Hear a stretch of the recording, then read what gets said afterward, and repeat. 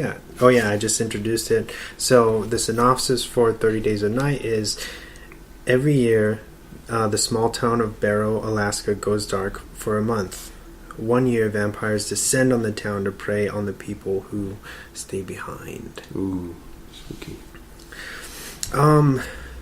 So let me ask you a couple questions. Okay. Yeah. What made you pick 30 Days of Night? Like, do you have like a specific reason, or is it just because it's your favorite? I don't know. I remember bringing this up to you a while ago. I think we were in like the early September, and you were asking me what kind of movies we wanted to do. And I remember I brought this up a couple times. I don't know what it is about the movie. It just kept on popping up in my head whenever I would think about movies to watch for October. And I think, I don't know, this movie really stays with me. I don't know what it is about the movie, but I think I like the story and just everything about it. I don't know. Do you have a question for me, sir? Yeah, I think I do have a question. What did you think about this movie version of vampires? The way they portrayed them? That's an awesome question, dude. This, I'd have to say, this is one of my favorite, reinventions of the vampire, because they're, not fucking around. They don't romanticize them. They are just, there to do what they're, there to do. They're fucking brutal. Yeah, they're there to fuck shit up. Yeah, and merciless. They don't give a shit. Yeah. And especially, I thought it was genius, even though this is derived from a graphic novel. But to have them going from town to town in these small, like Alaskan kind of almost villages, they can just pick off people and then set it up as some kind of accident. Yeah. Because at the end, that's how they... Spoiler alert. Sorry, yeah. No. At the end, they basically... set up this mythology that they've been going around and doing this for so long, but they make it look like an accident, so that way nobody realizes that vampires do exist. Yeah, and I really like how they the head vampire, he talks about how for centuries we tried so hard to make them forget about us, or just to make them think that we were just nightmares or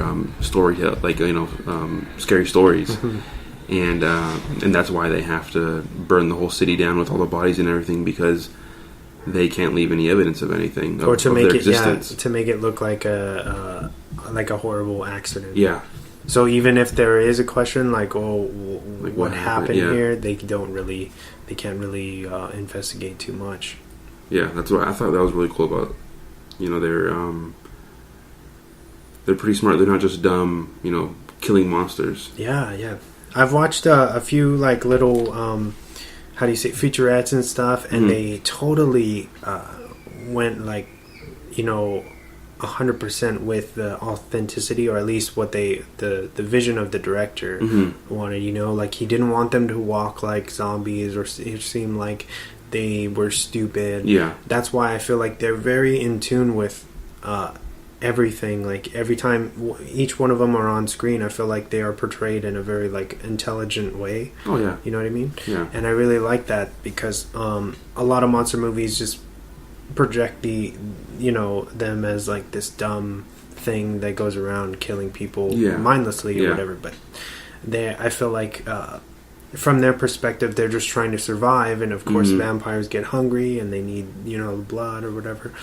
And so I just think it was a really good film, and the whole because that actually does happen in Alaska, where it goes the 30 Days of Night. Yeah, that's amazing. An amazing set piece for a horror film. Yeah, that's crazy. Yeah, I'm surprised it took them that long to even think about doing that. You know what I mean? But I couldn't imagine anybody else being in that film, or another director. Are you familiar with David Slade at all? No. Have you seen Hard Candy? No, I don't think it's on Netflix. I know it's on Netflix. That's with Patrick Wilson and Ellen Page. Ellen Page, yeah. He's supposed to be like a predator, right? Or he's a pedophile or something? Yes. Okay, yeah.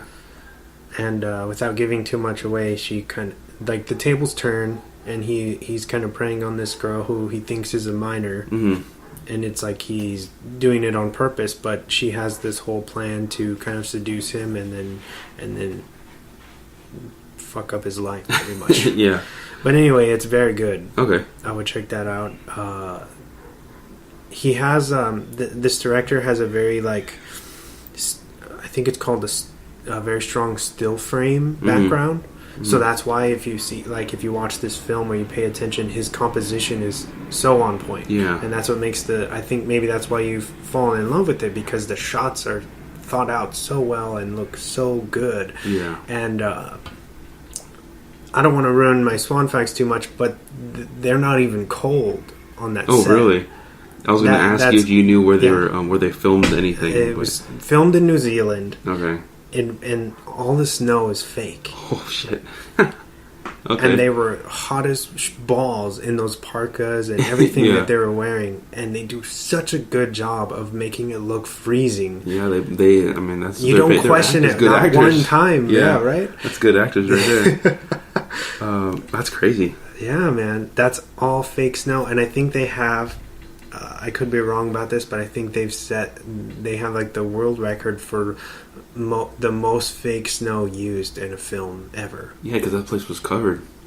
It was like 300 something tons. What was it? And it's all like paper. It's like shredded paper. Oh my god, and it looks so good. Yeah, it looks good. just like snow. That's wow. The production team on that, I mean... It's killer. Yeah. That's what I'm saying. 51%, guys. Yeah, come on. The set alone, that whole town was built. Yeah. It's not a real town. Yeah, I was going to say, that's just crazy. Oh, man. Well, you're talking about shots and everything. I just wanted to bring up that scene where it shows basically all the vampires are finally attacking the town, and the camera kind of goes over the top of the main drag of the it's like city. It's either a crane shot or a helicopter shot. Yeah. But they get this like all in one shot when they attack the town, and they're basically massacring all the people. Yeah. And you see all the blood all over the snow. That translates so well. You're seeing gunfire and everything all instantaneously going on at once. But yeah, that was like I was saying, the composition is incredible. Yeah, I really like the just the way the blood pops onto the snow. Like when someone gets killed or slashed, like their throat gets slashed or something, you see it spray across the snow, and it just really it catches your eye. Yeah, I feel like it makes it so much more brutal for some reason. Yeah. Or like you're seeing it. It just stands out more. Because you don't see, I mean, you could compare this to The Thing, because I feel like it has a very dark tone, just like that, but that's a more alien film. Yeah. But, I like that they were in the kind of winter time, and they make you feel for the humans. Like, they're very much, like, fucked from the beginning, like, they have nowhere to run to, they're just fighting the inevitable. It almost feels like why are they even fighting? Like why try? Because they make the I'd also compare this to maybe like 28 Days Later. That's the first one, right? Yeah. For kind of reinventing the monster to make them ass-kickingly fat, like almost too fast. Crazy, yeah. Where you're just like, well, I might as well just lay here and fucking die. Yeah, exactly. Yeah. We haven't talked about the makeup yet. The vampire makeup is amazing. The makeup was great. The teeth is great. They translated the artwork from the books so well, because that's exactly what they look like. Okay, so I didn't even know there was a book. Oh, really? Yeah. Yeah, it's a series, which kind of makes more sense because I feel like you get a longer period of time with all these characters and you really get to see the growth. Yeah. But is that how they look in the comic? Yeah. Or the miniseries? Yeah. Okay. I would, if you like comics, right? Oh, yeah, obviously. Yeah. I would definitely say check that out, because it's the art is beautiful, the writing's great. I felt like this, it was a great translation, I think. I'll have to check it out. Veering off the topic, David Slade, the director, also did Twilight Eclipse. Oh, really? Yeah. Have you guys seen that? I've seen it, yeah. I've watched all those movies because my sisters, I think I've said that before on here at some point, but if I had to pick one of those, I'd pick his film because it's striking, you know what I mean? And if you pay attention, it's the most brutal. Like, that's the one where they have the big war, and like people are getting like their necks broken and stuff. That one's pretty wild.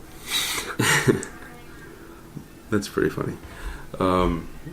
Would you have wanted to know more about the history or would you like to know more about the background of the vampires, or did you like the way it was, how they just kind of left it, how they've been around for centuries, and that's probably about it? Honestly, I feel like monsters are they're a lot more scary when there's a lot there, when they're back in the shadows, you know what I mean? You don't know everybody's obsessed with prequels and and all this unneeded exposition on things, you know what I mean? And I feel like let's keep. Sometimes it's cool to keep them. I Mystery. guess minimalist. You know what I mean? Like they're there, they're gonna hurt you. That's all you need to know. You need to fight. I know they did a part 2. Yeah, I know. I've seen the second one. I don't remember too much about it. I can't remember where it goes from there. I know it's all different people. I know the wife, or the guy's wife. I didn't know she takes it upon herself to take revenge. Oh, really? And I think she ends up like hunting the. But it's not Melissa George. No, it's a totally different girl. But they play it off as if she's supposed to be the same person, and she's chasing them. I think they end up like leaving on the oil rig that was Ben Frost's character shows up on. Oh yeah. And they end up leaving on that, and I think she follows them somehow or something. I don't know, something like that. But she's chasing them. Yeah. Well, you can check it out. It's online, I bet you. Oh, yeah. Somewhere. Yeah. Or rent it. I'm sure it's probably on Redbox. 50 cents. Did you catch that? Because Ben Foster comes into town, and because they use humans to kind of do their bidding during the daytime. Yeah, because they can't go out. So they had got him from wherever, and he comes up into the town and starts I feel like he's like scoping out everything. But you know how somebody kills the husky dogs? Yeah, that was him, right? That was him, but because when they pick him up in the car and they have that alteration in the diner, when he's in the car, you're supposed to see a dog bite. Yeah, but I feel like nobody ever realizes that that doesn't click, like he killed the dogs. I knew it was a bite, like when I saw it, because like you could see the part of his glove was ripped a little bit, but I didn't know what it was from. Yeah, it's supposed to be the dog. Okay. Yeah. When he kills the dogs, because that's why he was like, "Oh, just bring me a pound of raw hamburger meat." Yeah, because he just reverted to savagery. Like he just wants to be a vampire so bad. Or he just wants to be spared. Yeah. Because, they do that where that's why he basically how do you say, like so he does their bidding. Because they promise it, they're like, oh, we're going to worship you and you'll be fine. Like, we won't hurt you. And he really does think that. So then he kind of he goes around trying to sacrifice people so that he can be okay. And ultimately that doesn't work out. Yeah. But he's a great character while he's around. Yeah, his character is good. That guy, I feel like he's a really good character, like actor. Character actor, yes. In all of his movies, he's always a different person, like how he was in Hell or High Water. Yeah. I mean, I forgot about that one. That character is totally different from this character. And then in 310 to Yuma. What's the other one with The mechanic, he's really good. The mechanic, the guy, the one